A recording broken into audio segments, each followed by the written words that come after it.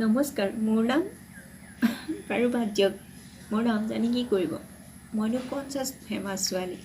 মইতো এজনী তেনেই সাধাৰণ ছোৱালী, এজনী সাধাৰণ মনৰ সাধাৰণ ছোৱালী, এজনী ভুক্তভোগী ছোৱালী, যি প্ৰতিটো ক্ষেত্ৰত নিজৰ এই বাহ্যিকতাৰ বাবে ভুক্তভোগী হৈ আহিছোঁ।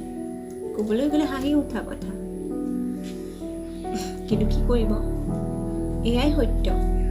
আমাৰ সমাজত, এইখন সমাজত কি কৰিব? দেখিবলৈ ধুনীয়া নহয় যে। মানুহে কয় হিংসা কৰিব নালাগে, ঈৰ্ষা কৰিব নালাগে। মই জানো, মই বুজি পাওঁ হিংসা ঈৰ্ষা বেয়া কথা, কিন্তু কি জানে, হিংসা ঈৰ্ষা স্বাভাৱিককৈ আহিয়ে যায়। যেতিয়া ক'ৰবাত গ'লে মই পাব লগা গুৰুত্বখিনি মোতকৈ ধুনীয়াজনীয়ে পায়, তেতিয়া হিংসা আহি যায়, ঈৰ্ষা আহি যায়, নকৰোঁ বুলি ভাবিলেও আহে। এয়া আচলতে ক'বলৈ গ'লে হিংসা বা ঈৰ্ষা নহয়,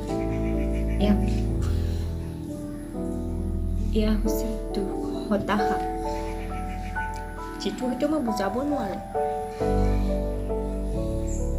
কিন্তু নিজে জাষ্ট ফিল কৰিব পাৰোঁ।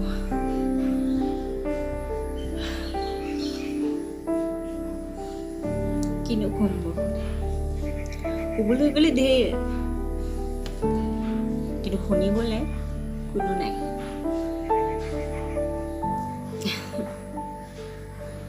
সকলোৱে কয় ডাঙৰ ডাঙৰ মানুহে ডাঙৰ ডাঙৰ লেকচাৰ দিয়ে, ৰূপ সৌন্দৰ্য একো মেটাৰ নকৰে, বাট ইন ৰিয়েলিটি ৰূপ সৌন্দৰ্য মেটাৰ কৰে, যিটো মই ভোগ কৰি আহিছোঁ।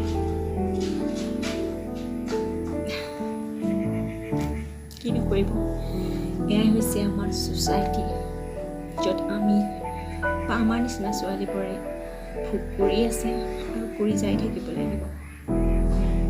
এনেকৈয়ে হয়তো আমি জীয়াই থাকিব লাগিব। আমাৰ সংগ্ৰাম, আমাৰ জীৱন, আমি আমাৰ সংগ্ৰাম চলাই গৈ থাকিব লাগিব। কি কৰিম, এয়াই জীৱন।